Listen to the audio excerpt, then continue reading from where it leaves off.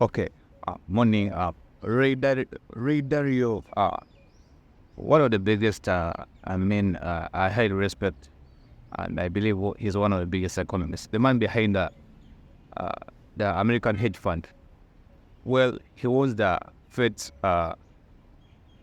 against the QE they are likely to be implementing, like either 2026 or the end of 2025 December. We should also try to understand that why is Ray Dalio warning the Feds against the QE or the quantitative tightening, the quantitative easing. Remember, as right now we have been having, or as I speak right now, we are still under the QT or the quantitative tightening. That's when the Feds tries to take out the money from the economy. It does its level best so that makes the balance between the circulation of money well as balancing the economy, one or the other. We should try to understand why is Ray Dalio winning the US Fed. And in my perspective, I would say he's right. As of today, the Fed has still failed to reach its goal of the 2% inflation goal. And when the Feds try to bring back the QE, or known as the quantitative easing, that means one or two things. In the first place, it means, for those who don't understand, quantitative easing means money printing or injecting more money into the economy. That means if there's a slowdown in an economy, there's slowdown or there's slow growth in the US economy, according to the data analysis that they would be likely to be holding or handling over, that means that US economy is in a form of a slowdown. That's when we see quantitative easing. As we saw through COVID, there was a lot of QE things important. But we should try to understand why are they going for QE in the first place. We should also try to understand that why is the Fed deciding to stop QT or quantitative tightening.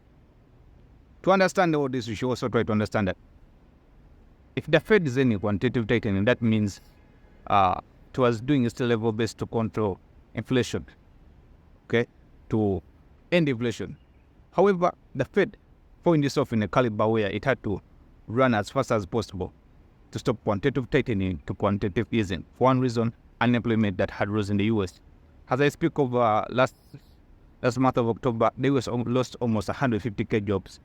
That means through microeconomics, we should understand that there was no employment taking place, or unemployment was rising. As I speak of today, unemployment is almost 4.1 or 4.5% in the US alone. That means the US has been losing what we'll be calling what's known as, most of us related to as a slow growth of a forgot to grow economy in the US.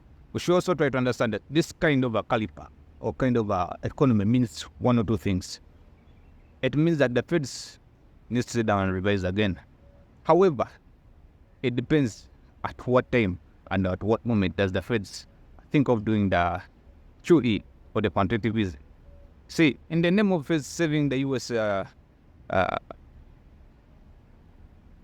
jobs or to avoid unemployment rising into the US, also comes back with another feedback with a lot of other effects, including inflation.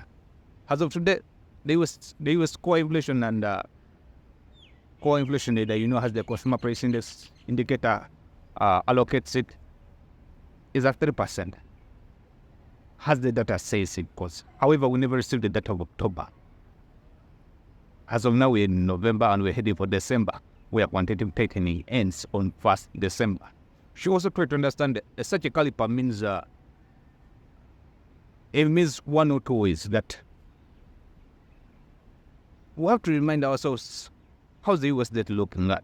Like today we are sitting over 38 trillion US dollars in simple terms. If it's sitting over 38 trillion US dollars, that means the GDP ratio to its debt, that means it's around 128%.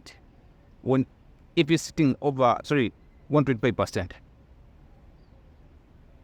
meaning that the US economy is in a caliber where we should try to understand that it's not in its best way where we should be allocating it to be in a stable. It's not stable in the first place. The US economy is not in a stable mode. It's not in a way where one will be calling it to be. It's doing great, or it's level best to be seen. In similar way, you should try to understand that they was going for quantitative easing, or doing its level best to ease the pressure on the US economy, or to try to create boost in the US economy, means that inflation is going to be raised. Expect your hedge fund to be also going high. Things like, let's say, your housing mortgages are going to be raising, interest rates expect them to be almost raising. We should try to understand that it's going to be highly inflationary. Okay, it means one way or two ways. Expect the US debt to be rising further and further. It's going to be heading further. Whereas to the other side of the world, let's say to the BRICS countries, or countries that are hoping to be doing the dollarization, I believe they're going to be doing it faster than ever. They're going to be taking it on a further note like they have never done before. Because if the US debt is seen every after 82 days or less than that, that means the US dollar or the US debt always adds a trillion every after 82 days or less than that. It's getting faster and faster.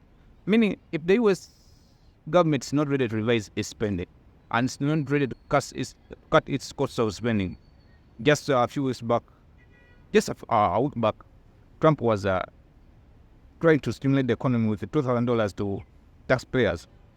However, we just taxpayers alone needed around $300 billion, and the US revenue had almost around $216 billion US just in revenue. That means one or two indicators. In simple terms, it indicated one or two. It indicated that the US needed to have what would understand as a quantitative. It needs a lot of money to indicate that. However, it's not looking at this spending. It doesn't look to be looking into a direction of ending what most of us would look at as ending is. Okay, if you look at the US dollar as a speaker right now, the US dollar or the US government doesn't look into the direction of cutting down its costs. Just as I speak right now, actually they ended their company or their institute known as the Doge. It was under Elon. At the end of the day, people lost jobs. At the end of the day, they never accumulated anything in simple terms. There's a lot of discomfort in the US government as I speak of right now, because on the side of the Republicans, it doesn't look great in simple terms. But we are here to speak economics in simple terms. You should try to understand that in terms of in the long run, this means the US government is ready to spend as much as it feels like. It's not ready to see a slowdown. That means you're gonna see more spending, and you're gonna see. And the moment they start quantitative easing or the QE, expect more spending. Expect see higher inflation. If you have been seeing it over 3%, by end of 26, I promise you, expect it to be around at least 6% or 5%, possibly. Otherwise, we expect a lot to be taking place, but the rest is to be prayed for. Otherwise, thank you for watching. See you in the next one.